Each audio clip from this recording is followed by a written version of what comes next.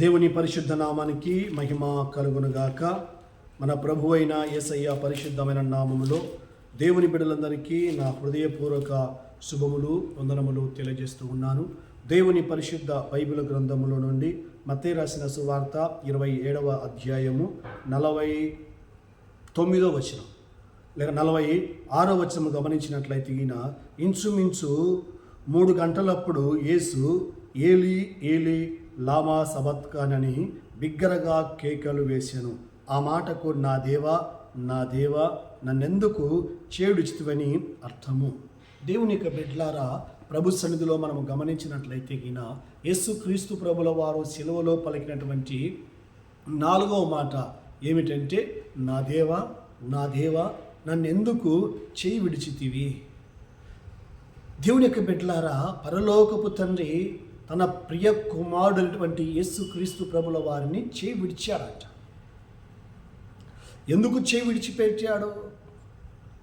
దేవుని యొక్క బిడ్డలారా, యేసు క్రీస్తు ప్రభుల వారి లోకానికి వచ్చి పసులపాకలో జన్మించి కలవరి శిలువలో ప్రాణం పెట్టాడు. కొరడాలతో కొట్టించుకున్నాడు, గాయపరచబడ్డాడు, ఉమ్మి వేపించుకున్నాడు, భారమైన శిలువను వేశారు, శిలువను మోశాడు, శిలువలో బలైపోయాడు. అందుకు శిలువలో వేలాడుతూ ఉన్నటువంటి యేసు క్రీస్తు ప్రభుల వారు పరలోకపు తండ్రిని ఏం కోరుకుంటాడంటే, నన్ను ఎందుకు చేయి విడిచిపెడితివి.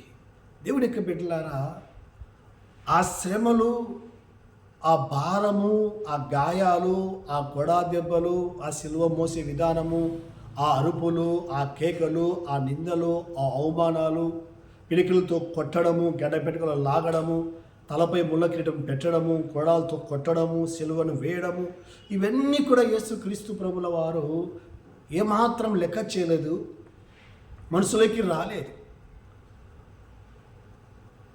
అయితే యేసు ప్రభుల వారికి ఏది మనసులోకి వచ్చిందంటే, నా దేవా నా దేవా నన్నెందుకు చేయి విడిచితివి. దేవుని యొక్క బిడ్డలారా, ఆయనకు కలిగినటువంటి ఆ శ్రమ, శోధన, ఆ నిందలు, అవమానాలు, ఆ గాయాలు, కొడా దెబ్బలు, సిలువ అవి కనపడలేదు. కానీ యేసు ప్రభుల వారికి పరలోకపు తండ్రి దూరమైనందుకు, విడిచిపెట్టినందుకు పరలోకపు తండ్రిని యేసుక్రీస్తు ప్రభుల వారు ఎందుకు విడిచితివి, నా దేవా నా దేవా నన్ను ఎందుకు విడిచితివి. నాతో నీవు, నేను నీతో ఉండాలి. అవును దేవుని యొక్క బిడ్డలారా, మనము ఎంతసేపు ఉన్న ఆర్థిక అనారోగ్యం, ఆస్తులు, ఐశ్వర్యాన్ని, ధనమును, ధాన్యాన్ని, ఈ లోకంలో ఉన్న వాటి మీదనే మనము దేవుని సన్నిధిలో కోరుకుంటూ బ్రతుకుతూ ఉంటాము. కానీ బైబిల్ మనకు స్పష్టంగా తెలియజేస్తూ ఉంది, దేవుని యొక్క సన్నిధిలో మనము దేవునికి ఎడబాటుగా ఉండకూడదు. నా దేవా నా దేవా నన్నెందుకు చేయి విడిచితివి. నాతో నీవు ఉండాలి, నేను నీతో ఉండాలి, నా యందు నీవు, నీ యందు నేను ఉండాలి అని దేవుని యొక్క సన్నిధిలో దేవుని బిడ్డలుగా మనం కోరుకోవాలి. దేవుని సన్నిధిలో మనము ఆశించాలి.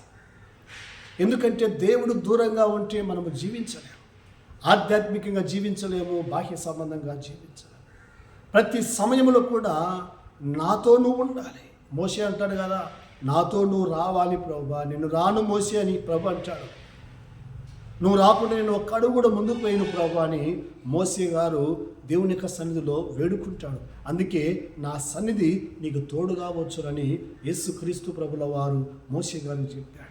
దేవుని యొక్క బిడ్డలారా, దేవుడు మనకు ఏ రోజు కూడా ఎడబాటుగా ఉండకూడదని మనం కోరుకోవాలి. చేసే పనిలో, ఉద్యోగంలో, వ్యాపారంలో, సంఘములో, సమాజంలో, ఇంటిలో, బయట, ప్రతి చోట దేవుడు మనతో ఉండాలని మనము కోరుకుందాం. దేవుడి మాటలు మన హృదయంలో దీవించడం గాక.